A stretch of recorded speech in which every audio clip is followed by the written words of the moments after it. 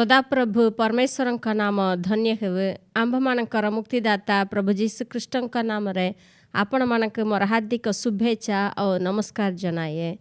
सदाप्रभु आम मानक बहुत प्रेम करुचंती, तांकर असीम प्रेम तांकर करुणा सकाशु आज आंभ माने एही नुआ मासरे प्रवेश करि पारिछु।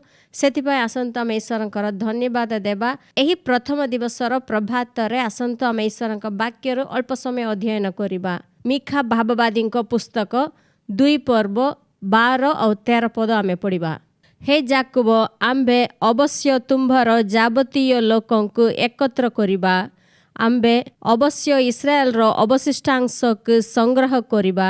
आंबे सेमानक बसरार मेषगण तुल्य एकत्र रखिबा। निज चराणी स्थान मध्य रे जेपरी मेषपल सेपरी मनुष्य बाहुल्य हेतुरु सेमाने महाशब्द करिबे। भोग्नकारी सेमानकर अग्रगामी होइछंती। सेमाने बेड़ा भांगी द्वार पर्यंत जाइछंती और सही द्वार देई बाहरी जाइछंती। पुणी सेमानकर राजा सेमानकर आगे आगे जाइछंती और सदा प्रभु सेमानकर अग्रगामी अछंती। इस्राएल माने सदा प्रभु परमेश्वर विरुद्ध रे अनेक पाप करिथिले। सेतिपाई असुरिय मानक द्वारा और बाबिलोनिय मानक द्वारा बंदी होइथिले। से माने अनेक स्थान रे अनेक देश रे विच्छिन्न हो जाइथिले। ईश्वरंकर नियम अनुसार से माने जीवन यापन करि नथिले। सेतिपाई सदा प्रभु अन्य मानक हस्त रे से मानक अर्पण करदेले। 10 पद पर्यंत जदि आपण पढ़िबे सेटारे अनेक से मानक विरुद्ध रे ईश्वरंकर विचार विषय रे लिखाइछि। आपना लोक मानक विरुद्ध रे सेहीपरि कथा कहिबाके सदा प्रभु इच्छुक नहंती, किंतु से मानकर पाप अधर्म हेतु सदा प्रभु एहीपरि विचार देबाक पड़िला। 12 पद रे सदा प्रभु हठात मोड़ी देइछंती। माने तांकर दया रे से कथा हेबाक लागुचंती। जे माने अनेक स्थान रे विच्छिन्न होइछंती से मानक आंबे संग्रह करिबा बोली कहउछंती। इस्राएल माने अनेक स्थान रे अछंती, से माने निर्वासित होइछंती। से मानकर इच्छा अनुसार निज देश को से माने फेरी पारिबे नहीं, अन्य मानकर अधीन रे अछंती। हेले एठारे सदा प्रभु कहउछंती, तुम माने जेउ स्थान रे अछ सेठारु आंबे तुम मानक संग्रह करिबा। समस्तक आंबे एकत्र करिबा आउ आंबे एपरी जने नेता के देबा जे प्रतिबंधक गुडी को भांगी देब आउ मोर लोक मानक पाई पथ प्रस्तुत करिब आउ से मानक नेतृत्व करिब। इस्राएल माने 70 वर्ष निर्वासित थिले। ता परे जेतेबेले निजर देश को फेरी आसीबे सही विषय रे मिखा भाववादी द्वारा एही कथा कहउचंती। जिसाय भाववादी मध्य एही विषय रे कहउचंती। जिसाय 44 पर्व 28 पद आमे पढ़िबा। आंभे कोरस विषय रे कहू, से आंभ पलर पालक और आंभर इष्ट साधन करिब। से जेरुसलेम विषय रे कहिब, ताहा पुनर्निर्मित हेब और मंदिर को कहिब, तुम्भर भित्तिमूल स्थापित हेब। एठारे जिसायंक द्वारा सदा प्रभु कोरस राजांक विषय रे भविष्यवाणी कहउछंती। से जिहुदीय लोक नहीं विजातीय लोक, किंतु ता विषय रे सदा प्रभु कहउछंती, से आंब पलर पालक और से आंभर इष्ट साधन करिब। जेउ जेरुसलेम भंगा जाइछि तार विषय रे कोरस कहिब, तुम्भे पुनर्निर्मित हेब। और जेउ मंदिर भांगी जाइछि ईश्वरंकर पवित्र मंदिर, ताहाको कहिब, तुम्भर भित्तिमूल स्थापित हेउ। आपना लोक मानक निजर देश को आनिबा पई फेराई आनिबा पई सदा प्रभु इच्छुक थिले। सही ईश्वरंकर इच्छा कोरस राजा साधन करिबो बोली सदा प्रभु एठारे कहउचंती। आउरी मध्य ईश्वरंकर पवित्र मंदिर से पुनर्निर्माण करिबो। भाववादी मानक द्वारा जेउ कथा कुहा जाइथिला ताहा सफल हैला। इस्राएल मानक जीवन रे ताहा प्रकृत रे सफल हैला। एजरा प्रथम पर्व प्रथम पदर जदि आपण पढ़िबे, ईश्वरंकर वाक्य जेपरि सफल हेबो एथिपाई पारस्यर राजा कोरस उठिले। तांको शासनर प्रथम वर्ष रे तांको मन रे सदा प्रभु कथा कहिले। सेतिपाई से समस्तक घोषणा कले जे इस्राएली माने जे अपना देश को जीवाक चाहती से माने जाओ। ଆଉ ଯାଇ ଈଶ୍ୱରଙ୍କ ମନ୍ଦିର ନିର୍ମାଣ କରୁ ବୋଲି ସେ ସମସ୍ତଙ୍କୁ ମୁକ୍ତ କରିଦେଲେ। ନିଜର ଦେଶକୁ ଯିବା ପାଇଁ ସେମାନଙ୍କୁ ଛାଡ଼ିଦେଲେ। ସେମାନଙ୍କ ଆଗରେ ଯେଉଁ ପ୍ରତିବନ୍ଧକ ଥିଲା ତାହାକୁ ସେ ଭାଙ୍ଗିଦେଲେ। ସେମାନଙ୍କ ପାଇଁ ସେ ପଥ ତିଆରି କଲେ। ତାହା ଦେଇ ସେମାନେ ନିଜର ଦେଶକୁ ଫେରି ପାରିଲେ। କେବଳ ଇସ୍ରାଏଲମାନଙ୍କ ପାଇଁ ନାହିଁ, ଏହି ବାକ୍ୟ ସଦାପ୍ରଭୁ ଆମ୍ଭମାନଙ୍କୁ ମଧ୍ୟ ଦେଇଛନ୍ତି। ମିଖା 2:13 ଏପରି ଲେଖା ହେଇଛି, ଆମେ ପାଠ କରିଥିଲୁ, ଭଗ୍ନକାରୀ ସେମାନଙ୍କର ଅଗ୍ରଗାମୀ ହୋଇଅଛନ୍ତି। ସେମାନେ ବେଡ଼ା ଭାଙ୍ଗି ଦ୍ୱାର ପର୍ଯ୍ୟନ୍ତ ଯାଇଅଛନ୍ତି ଓ ସେହି ଦ୍ୱାର ଦେଇ ବାହାରି ଯାଇଅଛନ୍ତି। ପୁଣି ସେମାନଙ୍କର ରାଜା ସେମାନଙ୍କର ଆଗେ ଆଗେ ଯାଇଅଛନ୍ତି ଓ ସଦାପ୍ରଭୁ ସେମାନଙ୍କର ଅଗ୍ରଗାମୀ ଅଛନ୍ତି। ଭଗ୍ନକାରୀ ସେମାନଙ୍କ ଅଗ୍ରଗାମୀ ହୋଇଛନ୍ତି। ତାହା କୋରସ ରାଜାଙ୍କ ବିଷୟରେ ଲେଖା ହେଇଛି। କିନ୍ତୁ କେବଳ ଇସ୍ରାଏଲମାନଙ୍କ ପାଇଁ ନାହିଁ, ଆମ୍ଭମାନଙ୍କ ପାଇଁ ମଧ୍ୟ ଏହି ବାକ୍ୟ ଲେଖା ହେଇଛି। ଏହି ପଦରେ ଲେଖା ହେଇଛି ଭଗ୍ନକାରୀ। ଭଗ୍ନକାରୀ ବୋଲି କହିଲେ ଜିହୁଦୀମାନେ ଜାଣିଛନ୍ତି ଯେ ମସିହାଙ୍କୁ ପ୍ରତୀକ କରେ। ମସିହା ବୋଲି କହିଲେ ଅଭିଷିକ୍ତ ରାଜା। ତାଙ୍କର ଅନେକ ନାମ ଅଛି, ସେଥିମଧ୍ୟରେ ଏହି ଭଗ୍ନକାରୀ ମଧ୍ୟ ଗୋଟିଏ ନାମ ଅଟେ। ଏହି ପଦକୁ, ଏହି 13 ପଦକୁ ଆମେ ଇଂରାଜୀରେ ଆମ୍ପ୍ଲିଫାଏଡ୍ ବାଇବଲରେ ଆମେ ଟିକେ ପଢ଼ିବା। The breaker the Messiah will go up before them, they will break through, pass in through the gate and go out through it, and their king will pass on before them, the Lord at their head. ଭଗ୍ନକାରୀ, ଏହି ପଦ ଏଠାରେ ଲେଖା ହେଇଛି ଦ ବ୍ରେକର, ମାନେ ତାହା ଜିହୁଦୀମାନଙ୍କର ମସିହା ଅଭିଷିକ୍ତ ରାଜାଙ୍କୁ ପ୍ରତୀକ କରେ। ଯେଉଁ ରାଜା ଆସିବେ ବୋଲି ଜିହୁଦୀମାନେ ଅପେକ୍ଷା କରିଥିଲେ, ସେହି ରାଜା ଭଗ୍ନକାରୀ ଅଟନ୍ତି। ଯୀଶୁ ଖ୍ରୀଷ୍ଟ ଆମ୍ଭମାନଙ୍କ ନିମନ୍ତେ ଏହି ଜଗତରେ ଜନ୍ମଗ୍ରହଣ କଲେ। ଜଣେ ଶିଶୁ ରୂପେ ସେ ଜନ୍ମଗ୍ରହଣ କରିଛନ୍ତି। ସେହି ଶିଶୁ ଭଗ୍ନକାରୀ। ସେ କ'ଣ କରନ୍ତି? ପ୍ରତିବନ୍ଧକ ଗୁଡ଼ିକୁ ଭାଙ୍ଗି ଦିଅନ୍ତି। ସେହି ଭଗ୍ନକାରୀ ସମସ୍ତ ପ୍ରକାରର ପ୍ରତିବନ୍ଧ ଗୁଡ଼ିକୁ ଭାଙ୍ଗି ଦିଅନ୍ତି। ସେ ଆମ୍ଭମାନଙ୍କର ଅଗ୍ରଗାମୀ ହୋଇଛନ୍ତି। ସେ ଆମ୍ଭମାନଙ୍କର ଆଗେ ଆଗେ ଯାଉଛନ୍ତି। ଆଉ ଲେଖା ହେଇଛି ସେ ପଥ ପ୍ରସ୍ତୁତ କରନ୍ତି। ସେ ଯେଉଁ ବାଧା ଅଛି, ଯେଉଁ ପ୍ରତିବନ୍ଧକ ଅଛି, ତାହାକୁ ସେ ଭାଙ୍ଗି ଦିଅନ୍ତି, ସେ ଭଗ୍ନ କରନ୍ତି ଆଉ ସେମାନଙ୍କ ପାଇଁ ପଥ ସେ ପ୍ରସ୍ତୁତ କରିଦିଅନ୍ତି। ତେବେ ସେମାନେ ସେହି ପଥ ଦେଇ ଗମନ କରିପାରନ୍ତି। ସେମାନଙ୍କର ରାଜା ସେମାନଙ୍କର ଆଗେ ଆଗେ ଯାଉଛନ୍ତି, ମାନେ ତାଙ୍କର ଉପସ୍ଥିତି ସେମାନଙ୍କର ସାଙ୍ଗେ ଅଛି। ଯୀଶୁ ଖ୍ରୀଷ୍ଟ ସେମାନଙ୍କର ନେତୃତ୍ୱ କରନ୍ତି, ସେମାନଙ୍କର ଅଗ୍ରଗାମୀ ହୁଅନ୍ତି। ଯୀଶୁ ହେଉଛନ୍ତି ଭଗ୍ନକାରୀ। ତେବେ ଯୀଶୁ ଯେଉଁ ପ୍ରତିବନ୍ଧକ ଗୁଡ଼ିକ ଭାଙ୍ଗିବା ପାଇଁ ଏହି ଜଗତକୁ ଆସିଲେ, ସଦାପ୍ରଭୁ ମନୁଷ୍ୟକୁ ଉତ୍ତମ ରୂପେ ସୃଷ୍ଟି କରିଥିଲେ। ଆପଣା ପ୍ରତିମୂର୍ତ୍ତିରେ, ଆପଣା ସଦୃଶ୍ୟରେ ମନୁଷ୍ୟର ସୃଷ୍ଟି କରିଥିଲେ। କିନ୍ତୁ ଯେତେବେଳେ ମନୁଷ୍ୟ ପାପ କଲା, ସେ ଈଶ୍ୱରଙ୍କ ଠାରୁ ବିଚ୍ଛିନ୍ନ ହେଲା। ଯିଶାୟ 59:1-2 ଆମେ ପଢ଼ିବା। ଦେଖ, ସଦାପ୍ରଭୁଙ୍କର ହସ୍ତ ଛୋଟ ହୋଇ ଯାଇନାହିଁ ଯେ ତାହା ପରିତ୍ରାଣ କରିନପାରେ, କିମ୍ବା ତାହାଙ୍କର କର୍ଣ୍ଣ ଭାରି ହୋଇନାହିଁ ଯେ ତାହା ଶୁଣି ନପାରେ। ମାତ୍ର ତୁମ୍ଭମାନଙ୍କର ଅପରାଧ ସବୁ ତୁମ୍ଭମାନଙ୍କର ଓ ତୁମ୍ଭମାନଙ୍କ ପରମେଶ୍ୱରଙ୍କ ମଧ୍ୟରେ ବିଚ୍ଛେଦ ଘଟାଇଅଛି, ଆଉ ତୁମ୍ଭମାନଙ୍କର ପାପ ସବୁ ତୁମ୍ଭମାନଙ୍କ ଠାରୁ ତାହାଙ୍କ ମୁଖ ଲୁଚାଇଅଛି। ଏଥିପାଇଁ ସେ ଶୁଣିବେ ନାହିଁ। ଏଠାରେ ଲେଖା ହେଇଛି ସଦାପ୍ରଭୁ ପରିତ୍ରାଣ କରିପାରନ୍ତି, ତାହାଙ୍କର ହସ୍ତ ଛୋଟ ହୋଇନାହିଁ, ସେ ଭାରି ନୁହନ୍ତି, ଆମ୍ଭମାନଙ୍କର ପ୍ରାର୍ଥନା ଶୁଣିପାରନ୍ତି। କିନ୍ତୁ ମନୁଷ୍ୟର ପ୍ରାର୍ଥନା ସେ ଶୁଣିପାରୁନାହାନ୍ତି, କାରଣ ସେମାନଙ୍କର ଅପରାଧ ପାପ ସବୁ ସେମାନଙ୍କର ଓ ପରମେଶ୍ୱରଙ୍କ ମଧ୍ୟରେ ବିଚ୍ଛେଦ ଘଟାଇଅଛି। ସେହି ଭଗ୍ନକାରୀ ଯେତେବେଳେ ଏହି ଜଗତକୁ ଆସିଲେ, ସେ ଆପଣା ମହିମା ଗୌରବ ସବୁ ସ୍ୱର୍ଗରେ ଛାଡ଼ିଲେ, ଦାସ ରୂପ ଧାରଣ କଲେ, ସେ ମନୁଷ୍ୟ ରୂପେ ଏହି ଜଗତକୁ ଆସିଲେ। ପ୍ରକୃତରେ ସେ ଭଗ୍ନକାରୀ ଅଛନ୍ତି, କିନ୍ତୁ ଏହି ପ୍ରତିବନ୍ଧକକୁ ଭାଙ୍ଗିବା ପାଇଁ ସେ ନିଜେ ଭଙ୍ଗା ହେଲେ। କଲବରୀ କ୍ରୁଶରେ ଯୀଶୁ ଖ୍ରୀଷ୍ଟ ଆମ୍ଭମାନଙ୍କ ନିମନ୍ତେ ସେ ଭଙ୍ଗା ହେଲେ, ସେ ଆମ୍ଭମାନଙ୍କ ନିମନ୍ତେ ପ୍ରହାରିତ ହେଲେ, ସେ ଚୂର୍ଣ୍ଣ ହେଲେ।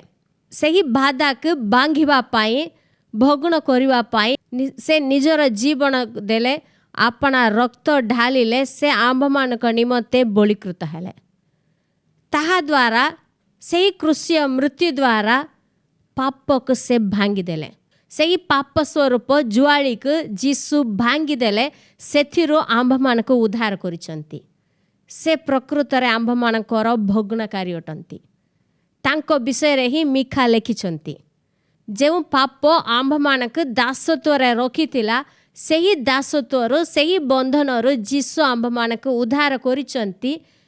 କେବଳ ପାପରୁ ନାହିଁ, ପାପର ଫଳରେ ଏହି ଜଗତରେ ରୋଗ ଆସିଲା, ମୃତ୍ୟୁ ଘଟିବାକୁ ଲାଗିଲା। ଏହି ସବୁରୁ ମନୁଷ୍ୟକୁ ସେ ଉଦ୍ଧାର କରିଛନ୍ତି। ଆପଣା ମୃତ୍ୟୁ ଦ୍ୱାରା ସେ ମୃତ୍ୟୁକୁ ଜୟ କରିଛନ୍ତି। ସେ ଆମ୍ଭମାନଙ୍କ ଅଗ୍ରଗାମୀ ହୋଇଛନ୍ତି। ଆମ୍ଭମାନଙ୍କ ନିମନ୍ତେ ସେ ମୃତ୍ୟୁ ଭୋଗ କଲେ, ଆମ୍ଭମାନଙ୍କ ନିମନ୍ତେ ସେ କବର ପ୍ରାପ୍ତ ହେଲେ।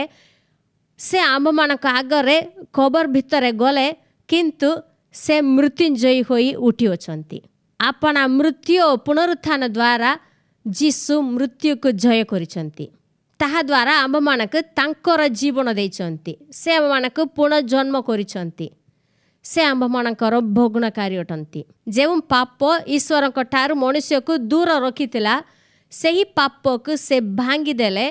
ସେଥିପାଇଁ ମାଥ୍ୟୁ 27 ପର୍ବରେ ଏପରି ଲେଖା ହେଇଛି, 50 ପଦରେ ଆମେ ପଢ଼ିବା, କିନ୍ତୁ ଯୀଶୁ ପୁନର୍ବାର ଉଚ୍ଚ ସ୍ୱରରେ ଡାକି ପ୍ରାଣ ତ୍ୟାଗ କଲେ। ପୁଣି ଦେଖ, ମନ୍ଦିରର ବିଚ୍ଛେଦ ବସ୍ତ୍ର ଉପରୁ ତଳ ପର୍ଯ୍ୟନ୍ତ ଚିରି 2 ଖଣ୍ଡ ହେଲା, ଆଉ ଭୂମିକମ୍ପ ହେଲା, ଆଉ ଶୈଳ ସବୁ ବିତୀର୍ଣ୍ଣ ହେଲା। ଯୀଶୁ ଯେତେବେଳେ କଲବରୀ କ୍ରୁଶରେ ଆପଣା ପ୍ରାଣ ତ୍ୟାଗ କଲେ, ଠିକ୍ ସେହି ସମୟରେ ଈଶ୍ୱରଙ୍କର ପବିତ୍ର ମନ୍ଦିରରେ, ମହାପବିତ୍ର ସ୍ଥାନରେ ଯେଉଁ ବିଚ୍ଛେଦ ବସ୍ତ୍ର ଥିଲା, ତାହା ବହୁତ ମୋଟା ବସ୍ତ୍ର, ତାହା ଉପରୁ ତଳ ପର୍ଯ୍ୟନ୍ତ ଚିରିଗଲା। ପବିତ୍ର ଈଶ୍ୱରଙ୍କ ସମ୍ମୁଖରେ ତୁମେ ଆସିପାରିବ ନାହିଁ ବୋଲି ଯେଉଁ ବିଚ୍ଛେଦ ବସ୍ତ୍ର ରଖାଯାଇଥିଲା, ତାହା ଉପରୁ ଚିରିଗଲା। ମାନେ ସଦାପ୍ରଭୁ ତାହାକୁ ଚିରିଦେଲେ, 2 ଖଣ୍ଡ କରିଦେଲେ। କାରଣ ଯୀଶୁଖ୍ରୀଷ୍ଟ ମନୁଷ୍ୟ ପାଇଁ ବଳିକୃତ ହୋଇଛନ୍ତି, ତାଙ୍କର ରକ୍ତ ଢାଳିଛନ୍ତି, ଆଉ ପାପ ନାହିଁ। ଯେଉଁ ପାପ ବାଧା ହୋଇଥିଲା, ମନୁଷ୍ୟକୁ ଈଶ୍ୱରଙ୍କ ଠାରୁ ଦୂର ରଖିଥିଲା, ତାହା ବର୍ତ୍ତମାନ ନାହିଁ। ଆଉ ମନୁଷ୍ୟ ଈଶ୍ୱରଙ୍କ ସହିତ ସମ୍ପର୍କ କରିପାରିବ। ଏବେ ଆଉ ପାପ ନାହିଁ। ସେ ଯେତେବେଳେ ଚାହିଁଲେ ମଧ୍ୟ ଈଶ୍ୱରଙ୍କ ଛାମୁକୁ ସେ ଆସିପାରିବ। ଈଶ୍ୱରଙ୍କ ଉପସ୍ଥିତିରେ ସେ ପ୍ରବେଶ କରିପାରିବ। ଈଶ୍ୱରଙ୍କ ସହିତ ସେ ରହିପାରିବ। ଏହା ଜଣାଇବା ପାଇଁ ସଦାପ୍ରଭୁ ସେହି ମନ୍ଦିରର ବିଚ୍ଛେଦ ବସ୍ତ୍ରକୁ 2 ଖଣ୍ଡ କରିଦେଲେ। ପବିତ୍ର ଈଶ୍ୱରଙ୍କ ସହିତ ପାପୀ ମନୁଷ୍ୟ କେବେ ମଧ୍ୟ ସଂଯୋଗ ହୋଇପାରିନଥିଲା, ନିକଟବର୍ତ୍ତୀ ହୋଇପାରିନଥିଲା। ଏବେ ସେ ନିକଟରେ ଆସିପାରିବ। ପବିତ୍ର ଈଶ୍ୱରଙ୍କ ପ୍ରେମକୁ ସେ ଅନୁଭବ କରିପାରିବ। ସେ ତାଙ୍କ ସହିତ କଥାବାର୍ତ୍ତା କରିପାରିବ। ଏବ୍ରୀ 10 ଅଧ୍ୟାୟରେ ଏହି ବିଷୟରେ ଲେଖା ହେଇଛି। 19 ପଦରେ ଆମେ ପଢ଼ିବା, ଅତଏବ ହେ ଭାଇମାନେ, ଯୀଶୁ ବିଚ୍ଛେଦ ବସ୍ତ୍ର ଅର୍ଥାତ୍ ଆପଣା ଶରୀର ଦ୍ୱାରା ଯେଉଁ ନୂତନ ଓ ଜୀବନଦାୟକ ପଥ ଆମ୍ଭମାନଙ୍କ ନିମନ୍ତେ ପ୍ରସ୍ତୁତ କରିଅଛନ୍ତି, ସେହି ପଥରେ ଯୀଶୁଙ୍କ ରକ୍ତ ଦ୍ୱାରା ମହାପବିତ୍ର ସ୍ଥାନରେ ପ୍ରବେଶ କରିବା ନିମନ୍ତେ ଆମ୍ଭମାନଙ୍କର ସାହସ ଥିବାରୁ, ଆମ୍ଭମାନଙ୍କର ସାହସ ଆଜି ଅଛି। କିପରି ଯୀଶୁଖ୍ରୀଷ୍ଟଙ୍କର ରକ୍ତ ଦ୍ୱାରା ଆମ୍ଭମାନେ ମହାପବିତ୍ର ସ୍ଥାନରେ ପ୍ରବେଶ କରିପାରିଛୁ। ଯୀଶୁ ଆପଣା ଶରୀର ଦ୍ୱାରା ଏକ ନୂତନ ଓ ଜୀବନଦାୟକ ପଥ ପ୍ରସ୍ତୁତ କରିଛନ୍ତି। ଆଗରେ ଯୀଶୁଖ୍ରୀଷ୍ଟଙ୍କର କ୍ରୁଶୀୟ ମୃତ୍ୟୁ ପୂର୍ବରେ ଏହି ପଥ ନଥିଲା। କୌଣସି ପଥ ଦେଇ ମନୁଷ୍ୟ ଈଶ୍ୱରଙ୍କ ନିକଟବର୍ତ୍ତୀ ହୋଇପାରିନଥିଲା। ଯୀଶୁଖ୍ରୀଷ୍ଟଙ୍କର ରକ୍ତ ଦ୍ୱାରା, ଶରୀର ଦ୍ୱାରା ଯୀଶୁ ଯେଉଁ ପଥ ପ୍ରସ୍ତୁତ କରିଛନ୍ତି, ସେହି ପଥ ଦେଇ ଆମ୍ଭମାନେ ସାହସରେ ଈଶ୍ୱରଙ୍କ ନିକଟବର୍ତ୍ତୀ ହୋଇପାରିବା। ଯୀଶୁଙ୍କର କଲବରୀ କ୍ରୁଶ ଦ୍ୱାରା ଆମ୍ଭମାନଙ୍କ ବିରୁଦ୍ଧରେ ଯେଉଁ ପ୍ରତିବନ୍ଧକ ଥିଲା, ସେହି ପାପକୁ ଯୀଶୁ ଭାଙ୍ଗି ଦେଇଛନ୍ତି। ସେ ଆମ୍ଭମାନଙ୍କର ଭୋଗଣକାରୀ। କେବଳ ଈଶ୍ୱରଙ୍କ ସହିତ ନାହିଁ, ମନୁଷ୍ୟମାନଙ୍କ ମଧ୍ୟରେ ଶାନ୍ତି ଆଣିଛନ୍ତି। ଏଫେସିୟ 2 ଅଧ୍ୟାୟରେ ଏହି ବିଷୟରେ ପାଉଲ ଲେଖୁଛନ୍ତି, ଆମ୍ଭମାନେ ମାନେ ବିଜାତୀୟମାନେ ଆଗରେ ଈଶ୍ୱରଙ୍କ ଠାରୁ ବହୁତ ଦୂରରେ ଥିଲୁ। केवल इस्राएली माने प्रतिज्ञा पाइथिले, से माने ईश्वरंकर नियम पाइथिले, से माने समस्त आशीर्वाद पाइबार योग्य थिले। आंभ माने दूर रे थिलु, आंभ मानकर कोनसी आशा नथिला। आंभ मानक विषय रे से पर लिखिछंती 13 पदर आमे पढिबा, किंतु पूर्वे दूर रे थिलो जे तुम्भ माने एबे ख्रीष्ट जीशुंक ठारे ताहांक रक्त द्वारा निकटस्थ होइवछ, कारण से तो आंभ मानक शांति से शत्रुता स्वरूप मध्यवर्ती विच्छेद प्राचीर भग्न करी उभयकु एक करिवछंती, पुणी विधि विधान युक्त आज्ञामूलक व्यवस्था को आपना शरीर रे रोहित करिवछंती, जेपरी से शांति स्थापन करी उभयकु आपना ठारे जने नुआ लोक स्वरूपे सृष्टि करंती, आउ क्रूस द्वारा शत्रुता विनाश करी तद्वारा उभयक एक शरीर स्वरूप गठन करी ईश्वरंक सहित मिलित करांती। जीशु ख्रीष्टंक पूर्वे आंभ माने विजातीय माने जो माने जिहुदी नुहंती, आंभ माने ईश्वरंक ठारू दूर रे थिलो। केवल इस्राएली माने बलि द्वारा सदाप्रभुंकर निकटवर्ती होई पारथिले। ईश्वरंक उद्देश्य रे केवल जिहुदी माने बलि उत्सर्ग करुथिले, से माने ईश्वरंकर आशीर्वाद पाइथिले। 13 पदरे लिखा अछि जे आंभ माने जीशु ख्रीष्टंक रक्त द्वारा ईश्वरंक निकटस्थ होइवछु। आंभ मानक जिहुदी मानक मध्य रे शांति नथिला, शत्रुता थिला।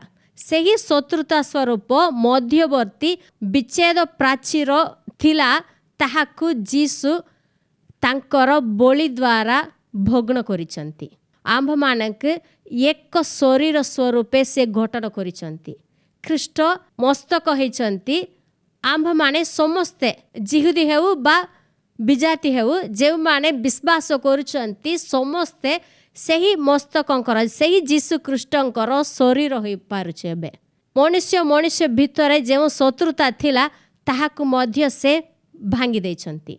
और 15 पदरे लिखा है आंभ मानक विरुद्ध रे जे व्यवस्था थिला, से व्यवस्था को आपना शरीर रे से रोहित करिसंती। आंभ माने विश्वासी माने वर्तमान व्यवस्थार अधीन रे आमे नुह। जीशु अपना क्रूसीय मृत्यु द्वारा आंभ मानक विरुद्ध रे जे बाधा थिला ताहाकु भांगी दैछंती। आंभ मानक निमंते एक पथ प्रस्तुत करिसंती। वर्तमान आंभ माने सेही पथ देई यात्रा करुछ। आंभे जेतेबेले चाहिले मध्य ईश्वरंकर निकटवर्ती होई पारुछ, तांकु आभा पिता बोली आमे डाकी पारुछ। पावल कहउचंती आंबे व्यवस्थार अधीन रे नाही, आमे अनुग्रहर अधीन रे अछु। सेति पई पाप आंभ मानक जीवन रे आउ कर्तृत्व करि पारिबो नाही। ताहार सेही बंधनक जीशु भांगी दैछंती, आंभ मानक उद्धार करिसंती। से आंभ मानकर राजा अटंती। तेबे वर्तमान आमे कोन करिबार अछि, से आंभ मानकर अग्रगामी होइचंती। से जहा कहउचंती तांकर पछे पछे आमे जिबार अछि। जेउ मेष पालकंक पछरे तांक सहित चालिबो, से सुरक्षा रे चालिबो, ता पई कोनसी अभाव हेबो नाही। सेतिपई दाऊद कहउचंती सदा प्रभु मोर प्रतिपालक, मोर अभाव हेबो नाही। जदि आमे सेही पालकंक पाखरे तांको बहुत लागी लागी रहिबा, आम जीवन रे कोनसी उत्तम विषयर अभाव नहिबो। से आम मानक पई समस्त विषय से देखिबे, से आम मानक पई जत्न करंती। हेले क्रिस्टियन जीवन एक आशीर्वाद युक्त जीवन। काहेकि मो पई जने पालक अछंती, से भोगनाकारी अछंती, मोर पथक से प्रस्तुत करिसंती। मु जे पथरे जीवा मु कोन करिबा बोली मु किछि विषय खोजिबा के दरकार नाही। से मो पई पथ प्रस्तुत करिसंती, से मोर आगे आगे जाउछंती। आम मानक दैनिक जीवन रे जदि आम विरुद्ध रे किछि बाधा होछि, आमे जेपरि ईश्वरकर आशीर्वाद पाई पारिबो नाही। एथिपई जदि किछि बाधा होछि, ताहाकु मध्य प्रतिदिन से भांगी देउछंती। आपणक जीवन रे जे बाधा होछि, विघ्न होछि, ताहाकु ସଦାପ୍ରଭୁ ଆଜି ମଧ୍ୟ ଭାଙ୍ଗି ଦେଉଛନ୍ତି। ସେ ଆପଣଙ୍କର ଭଗ୍ନକାରୀ ଅଟନ୍ତି। ଯେତେବେଳେ ଇସ୍ରାଏଲମାନେ ମିଶର ଦେଶରୁ ବାହାରି ଆସିଲେ, କିନାନ ଦେଶ ଯିବା ପାଇଁ, ପ୍ରତିଜ୍ଞାତ ଦେଶ ଯିବା ପାଇଁ ବାହାରିଲେ, ସେମାନଙ୍କ ସାମ୍ନାରେ ଜର୍ଦ୍ଦନ ନଦୀ ଥିଲା। ସେମାନେ ସେହି ଜର୍ଦ୍ଦନ ନଦୀ ପାର କଲେ ହିଁ ସେହି କିନାନ ଦେଶରେ ପହଞ୍ଚି ପାରିବେ। ସେହି ଜର୍ଦ୍ଦନ ନଦୀ କିପରି ପାର କଲେ ବୋଲି ଲେଖା ହେଇଛି ଯହୋଶୁଆ 3:15 ଏପରି ଲେଖା ହେଇଛି, ଆମେ ପଢ଼ିବା।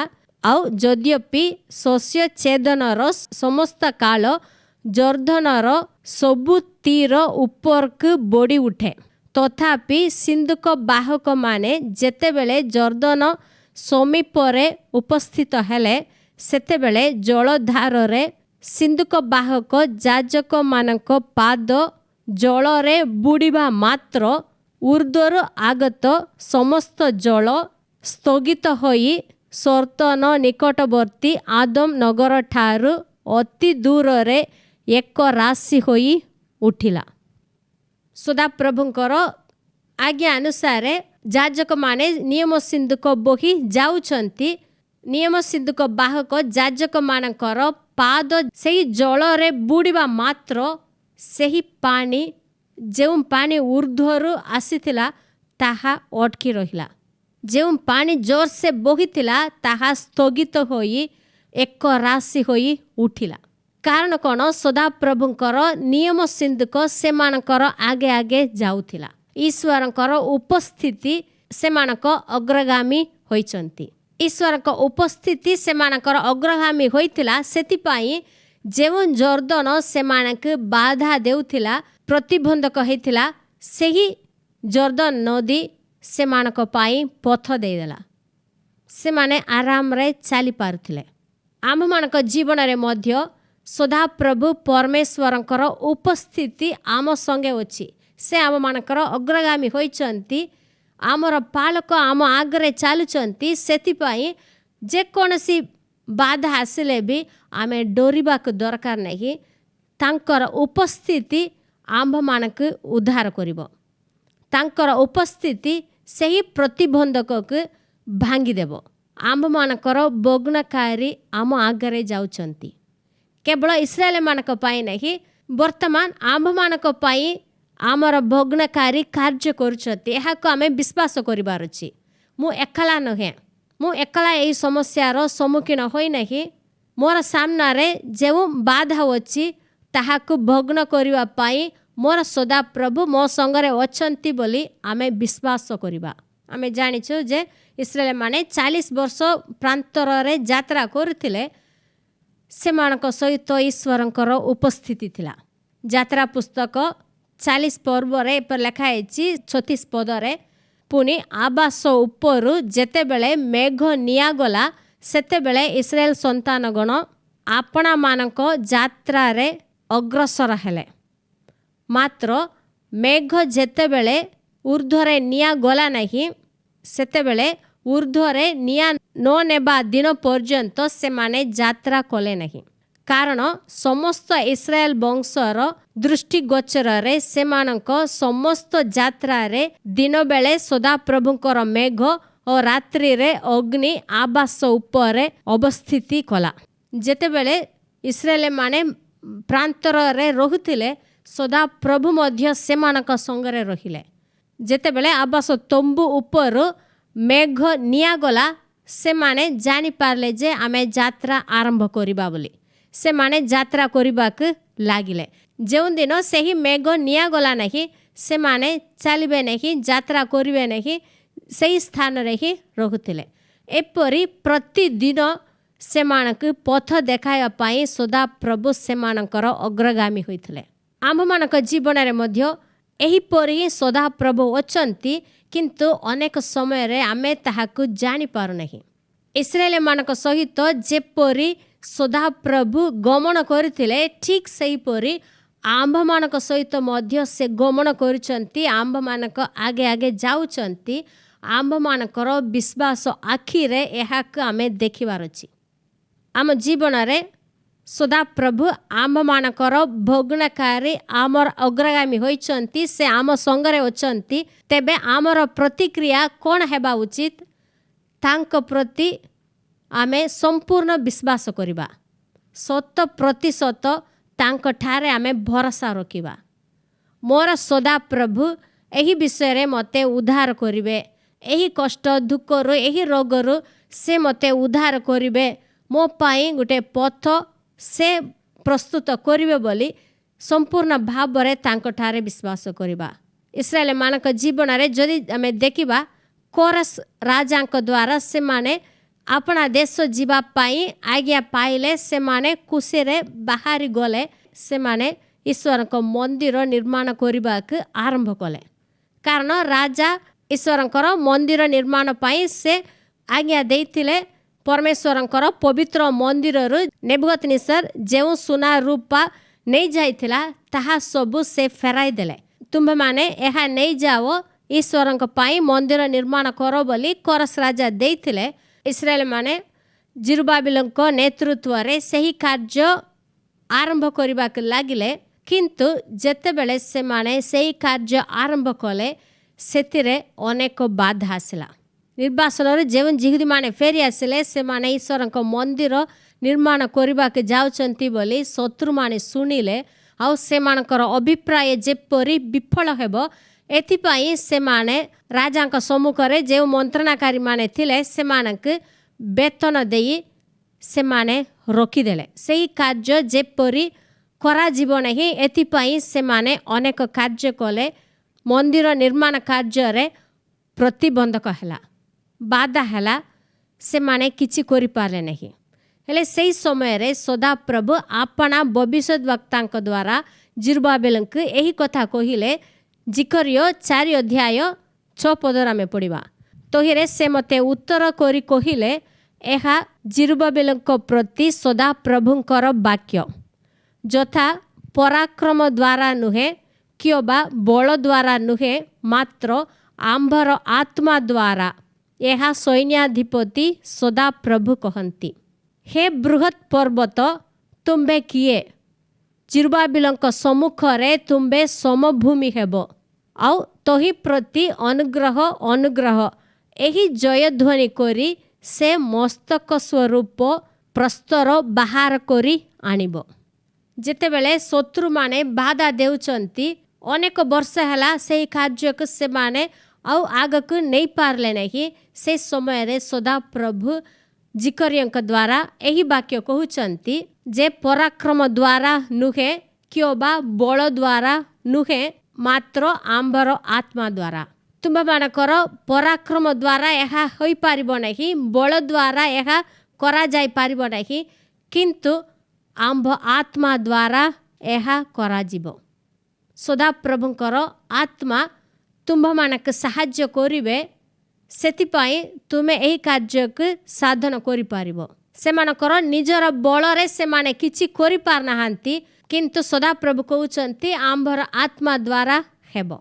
आज आम मानक जीवन रे जो कार्य आमे निजर बल रे शक्ति द्वारा आमे जहा करि पार नहीं, ताहाको ईश्वरंकर आत्मा द्वारा से करिवे। आउ से कहउचंती 7 पदरे, हे बृहत पर्वत तुम्भे किए, जिरुबाबिलंक सम्मुख रे तुम्भे समभूमि हेबो। एठारे पर्वत बोली लिखा है, माने ताहा प्रकृत रे पहाड़ नहीं। से मानक विरुद्ध रे जो प्रतिबंधक थिला ताहा बहुत बड़ पहाड़ परि अछि। सही पर्वत दृश्य नहीं, अदृश्य भाव रे बाधा अछि। सही जो बाधा अछि ताहाकु से कहउचंती, हे बृहत पर्वत तुम्भे किए, तुम्भे किए, तुमे कौन करि पारिबो, जिरुबाबेलंक सम्मुख रे तुम्भे समभूमि हेबो। जेते बड़ बाधा हेले भी मो लोक मानक सम्मुख रे ताहा समभूमि हेबो। एकाकी सदा प्रभु कहउचंती, माने ताहार अर्थ कौन, एही प्रतिबंधक भांगिबा पाई हुए तो सेमानकर बल नहीं, शक्ति नहीं, किंतु आंभर आत्मा द्वारा आंबे ताहाकु भांगिबा। सदा प्रभु सेमानकर सहवर्ती अटंती, सेमानक पाई से निजे कार्य करिवे, से भांगी पकाइबे। तार फल रे जिरुबाबेल सेही कार्य को साधन करि पारिबो, समाप्त करि पारिबो। अनुग्रह अनुग्रह बोली से जय ध्वनि करी शेष प्रस्तर मस्तक स्वरूप प्रस्तर से आनी पारिबो। ईश्वरଙ୍କର ଏହି ବାକ୍ୟ ଅନୁସାରେ ଜିରୁବାବେଲ ସେହି ପବିତ୍ର ମନ୍ଦିର ପୁନଃନିର୍ମାଣ କରିପାରିଲେ। ଶତ୍ରୁମାନେ ଯେତେ ବାଧା ଆଣିଲେ ମଧ୍ୟ ସେମାନେ ସେହି କାର୍ଯ୍ୟ ସାଧନ କରିପାରିଲେ। ଆଜି ଆମ୍ଭମାନଙ୍କୁ ମଧ୍ୟ ସଦାପ୍ରଭୁ କହୁଛନ୍ତି ଯେ ପରାକ୍ରମ ଦ୍ୱାରା ନୁହେଁ କିମ୍ବା ବଳ ଦ୍ୱାରା ନୁହେଁ, ମାତ୍ର ଆମ୍ଭର ଆତ୍ମା ଦ୍ୱାରା। ଆପଣଙ୍କ ଦ୍ୱାରା ଯେଉଁ କାର୍ଯ୍ୟ କରାଯାଇପାରୁନାହିଁ ତାହା ଈଶ୍ୱରଙ୍କର ଆତ୍ମା ଦ୍ୱାରା ହେବ, ଏହାକୁ ଆମେ ବିଶ୍ୱାସ କରିବା। ଶୈତାନ ସବୁବେଳେ ଆମ ପଥରେ କିଛି ନା କିଛି ବାଧା ଆଣିବ, ପ୍ରତିବନ୍ଧକ ସେ ଆଣିବ। କାହିଁକି? ସଦାପ୍ରଭୁ ଆମ୍ଭମାନଙ୍କ ନିମନ୍ତେ ଯେଉଁ ଆଶୀର୍ବାଦ ପ୍ରତିଜ୍ଞା ଦେଇଛନ୍ତି ତାହାକୁ ଆମେ ଯେପରି ପାଇପାରିବୁ ନାହିଁ, ଏଥିପାଇଁ ସେ ମଝିରେ ପ୍ରତିବନ୍ଧକ ଆଣିବ। କିନ୍ତୁ ଆମେ ଭୟ କରିବା ନାହିଁ, ଆମେ ଡରିବାର ଆବଶ୍ୟକ ନାହିଁ। ଆମ୍ଭମାନଙ୍କର ଭଗ୍ନକାରୀ ଆମ ସଙ୍ଗରେ ଅଛନ୍ତି। ଯୀଶୁ ଆମ୍ଭମାନଙ୍କ ନିମନ୍ତେ କଲବାରୀ କ୍ରୁଶ ଦ୍ୱାରା ସମସ୍ତ ଆଶୀର୍ବାଦ ପ୍ରସ୍ତୁତ କରିଛନ୍ତି। ଉତ୍ତମ ସ୍ୱାସ୍ଥ୍ୟ ସେ ଦେଇଛନ୍ତି, ସମୃଦ୍ଧି ଦେଇଛନ୍ତି, ପାରିବାରିକ ଆଶୀର୍ବାଦ ସବୁ ସେ ଆମମାନଙ୍କ ପାଇଁ ସେ ପ୍ରସ୍ତୁତ କରିଛନ୍ତି। କିନ୍ତୁ ସେହି ଆଶୀର୍ବାଦକୁ ଆମେ ଯେପରି ପାଇପାରିବୁ ନାହିଁ, ଏଥିପାଇଁ ଶୈତାନ ହୁଏତ ଆମ ଜୀବନରେ ବେଳେ ବେଳେ ରୋଗ ଆଣିପାରେ। ଆମ ଶରୀରରେ ଯଦି କିଛି ଗୋଟେ ରୋଗ ହେଲେ ତାହା ଆମ ଜୀବନର ସବୁ ଆଶୀର୍ବାଦରେ ବାଧା ଦିଏ। କିଛି ରୋଗ ହେଲେ ଆମର ସମୟ ନଷ୍ଟ ହୋଇଯାଉଛି, ପଇସା ପତ୍ରର ନଷ୍ଟ ହେଉଛି। ଯଦି କିଛି ବଡ଼ ରୋଗ ବୋଲି କହିଦେଲେ ଏଇଟା କ'ଣ ହେବ, କେମିତି ହେବ ବୋଲି ଆମର ମନର ଶାନ୍ତି ସବୁ ପଳେଇ ଯାଉଛି, ପରିବାରରେ ଅଶାନ୍ତି ଲାଗୁଛି। ଏହିପରି କିଛି ରୋଗ ବାଧା ଆସିଲେ ସଦାପ୍ରଭୁଙ୍କର ବାକ୍ୟ ଆଜି ଆମକୁ କ'ଣ କହୁଛି, ସେହି ବିଷୟକୁ ଦେଖି ଆମେ କଥା ହେବା। ଇସ୍ରାଏଲମାନଙ୍କ ବିରୁଦ୍ଧରେ ଯେଉଁ ବାଧା ଥିଲା ତାହା ବିଷୟରେ ସଦାପ୍ରଭୁ କହୁଛନ୍ତି, ହେ ବୃହତ୍ ପର୍ବତ ତୁମ୍ଭେ କିଏ? ଜିରୁବାବେଲଙ୍କ ସମ୍ମୁଖରେ ତୁମ୍ଭେ ସମଭୂମି ହେବ ବୋଲି ସଦାପ୍ରଭୁ କହିଲେ। ଠିକ୍ ସେହିପରି ଯଦି ଆପଣଙ୍କ ଜୀବନରେ ଏହିପରି କିଛି ବାଧା ଅଛି, କିଛି ରୋଗ ଅଛି, କିଛି ଆର୍ଥିକ ସଙ୍କଟ ଅଛି, ତେବେ ଆପଣ ମଧ୍ୟ ଏହିପରି କହନ୍ତୁ ଯେ ହେ ବୃହତ୍ ପର୍ବତ ତୁମ୍ଭେ କିଏ? ମୋର ଜୀବନରେ ତୁମ୍ଭେ କିଏ?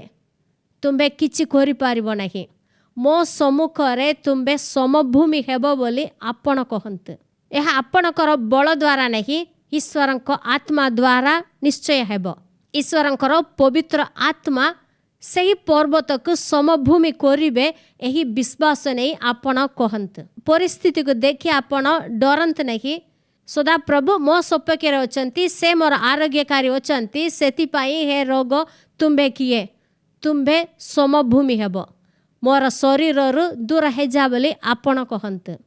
ହେଲେ ଆପଣ ଶୁଣିଥିବେ ଆମ ଶରୀରରେ କିଛି ଷ୍ଟୋନ୍ ବୋଲି କହୁଛନ୍ତି, କିଛି ଜାଗାରେ କିଛି ବାହାରୁଛି, ହେଲେ ତାହା ଛୋଟ ହେଲେ ମଧ୍ୟ ଆମ ଶରୀରକୁ ନଷ୍ଟ କରିଦିଏ।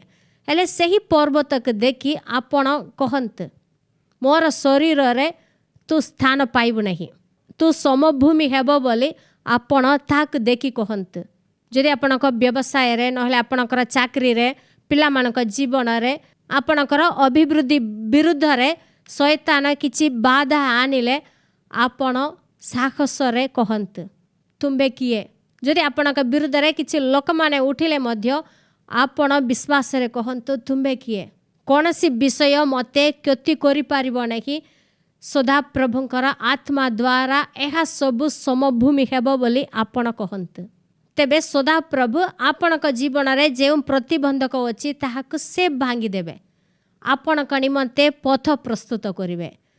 ଇସ୍ରାଏଲମାନଙ୍କ ଯାତ୍ରାରେ ସୁପ୍ସାଗର ପ୍ରତିବନ୍ଧକ ଥିଲା। ପ୍ରତିଜ୍ଞାତ ଦେଶକୁ ଯିବା ପାଇଁ ସୁପ୍ସାଗର ବାଧା ଥିଲା। ଯେତେବେଳେ ଇସ୍ରାଏଲମାନେ ଡରିଲେ, ସଦାପ୍ରଭୁ କାର୍ଯ୍ୟ କଲେ। ଯେଉଁ ସୁପ୍ସାଗର ବାଧା ହୋଇଥିଲା ତାହାକୁ ସଦାପ୍ରଭୁ ପଥରେ ପରିଣତ କଲେ। ସେମାନଙ୍କ ପାଇଁ ତାହା ପଥ ହୋଇଗଲା। ଠିକ୍ ସେହିପରି ଜର୍ଦାନ ନଦୀ ମଧ୍ୟ ସେମାନଙ୍କ ପାଇଁ ପଥ ହୋଇଗଲା। ଜର୍ଦାନ ନଦୀ ପାର କଲା ପରେ ସେମାନେ ଦେଖୁଛନ୍ତି ଜିରିଗୋ ନଗରର ପ୍ରାଚୀର। ତାହା ବହୁତ ବିରାଟ ପ୍ରାଚୀର ଥିଲା, ମନୁଷ୍ୟ ତାହାକୁ ଭାଙ୍ଗି ପାରିବ ନାହିଁ। କିନ୍ତୁ ସଦାପ୍ରଭୁ ସେଠାରେ ମଧ୍ୟ କାର୍ଯ୍ୟ କଲେ। ଜିଘୋଷିଓ 6 ପର୍ବ 20 ପଦ ଆମେ ପଢ଼ିବା। ଏ ରୂପେ ଲୋକମାନେ ଜୟଧ୍ୱନି କଲେ ଆଉ ଯାଜକମାନେ ତୁରୀ ବଜାଇଲେ।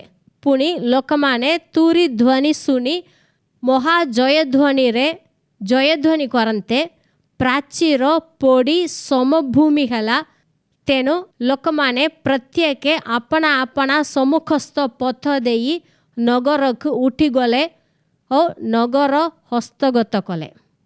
जेतेबेले इस्राएल माने सप्तम दिवस रे जाजक माने तुरी बजाइबा बेले जयध्वनि कले से समय रे लेखाहेछि सेही जिरिगोर प्राचीर पोड़ीगला समभूमि हैला। एहाको आपण टिके मन रे कल्पना करी देखंतु एते बड़ प्राचीर ईश्वरंकर वाक्य अनुसार जेतेबेले से माने करथिले सेमानक सम्मुख रे ताहा समभूमि हैला। तापर लेखाहेछि लोक माने प्रत्येक अपना अपना सम्मुखस्थ पथ देई सेही नगर को उठी गले। जेउ प्राचीर सेमानक दृष्टि रे बहुत बड़ पर्वत परि थिला ताहा एबे समभूमि हैला सेमानक पाई पथ देला। सेही पथ देई से माने नगर भितर प्रवेश करि पारिले सेही नगर को हस्तगत कले।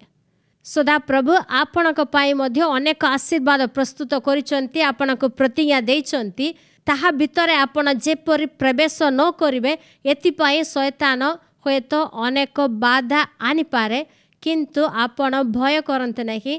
आपणकर भग्नकारी सदा प्रभु अछंती से ताहाकु समभूमि करिवे आपण जीवा पाई ताहा पथ हे जीव जहाँ आपणक पाई बाधा हैतिला ताहा आपणकर पथ हे जीव।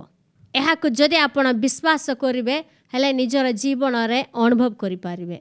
नूतन नियम रे मार्क 10 रे लेखा हैछि जने अंध लोक भिक्षा मागुतिला से जेतेबेले जीसु एही पथ देई जाउचंती बोली से जानि पारिला से बहुत चित्कार करबाक लागला हे जीसु दाऊद संतान मते दया करंतु बोली से बहुत पाटी कला से चित्कार करबाक लागिला।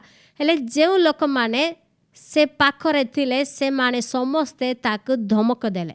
तार विषय आपण पढ़िथिबे जे माने पाखरे थिले समस्ते ताकु धमक देले ताहाकु मना कले चुप रह बोली समस्ते ताहाकु मना कले से माने बाधा कले से मानक कथा को से मानिला नहीं। से आउरी मध्य अधिक चित्कार कला जीसु तार रब शुणिले आउ जीसु ठिया हेले ताकु मो पाखरे आनो बोली जीसु कहिले।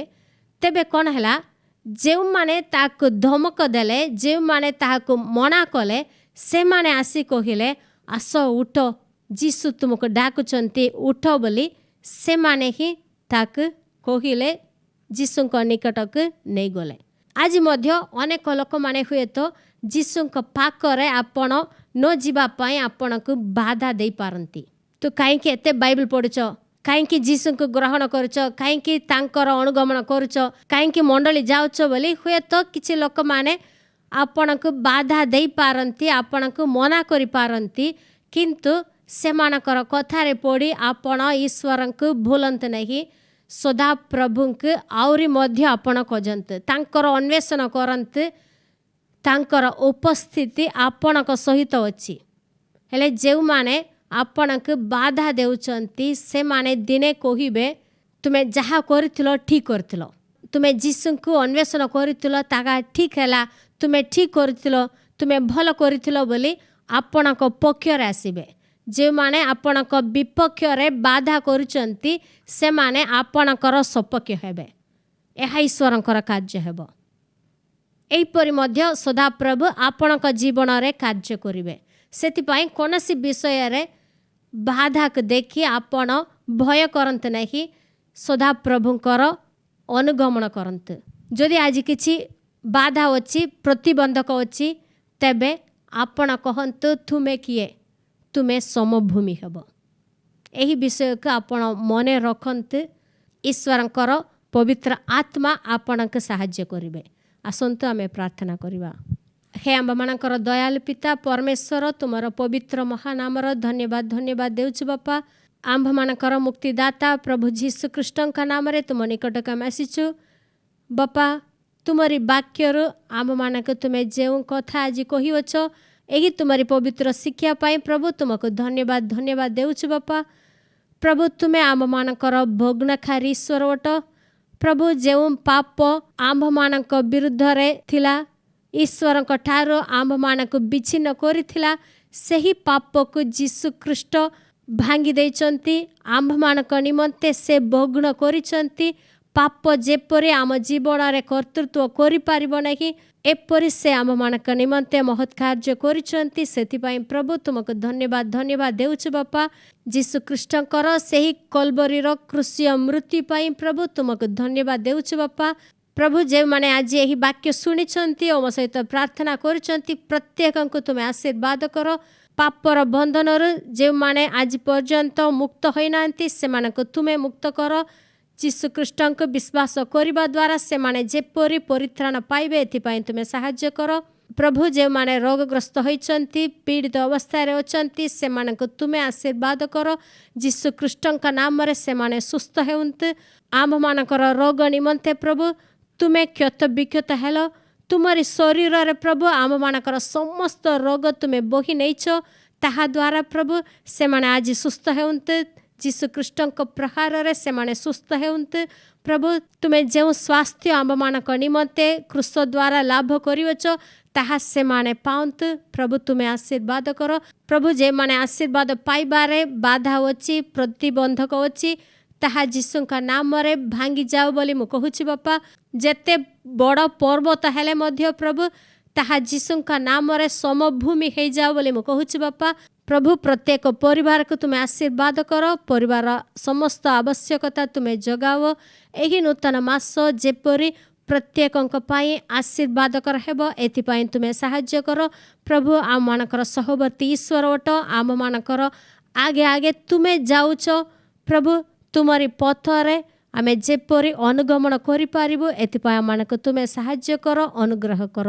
ଏହି ପ୍ରାର୍ଥନା ନାଜରୀୟ ଯୀଶୁ ଖ୍ରୀଷ୍ଟଙ୍କ ନାମରେ ମାଗିଲି, ଆମେନ୍। ଯଦି ଆପଣ ଏହି ବାର୍ତ୍ତା ଦ୍ୱାରା ଆଶୀର୍ବାଦ ପାଇଛନ୍ତି, ତେବେ ଆପଣଙ୍କର ବନ୍ଧୁ ଏବଂ ସମ୍ପର୍କୀୟମାନଙ୍କୁ ଏହା ସେୟାର କରନ୍ତୁ।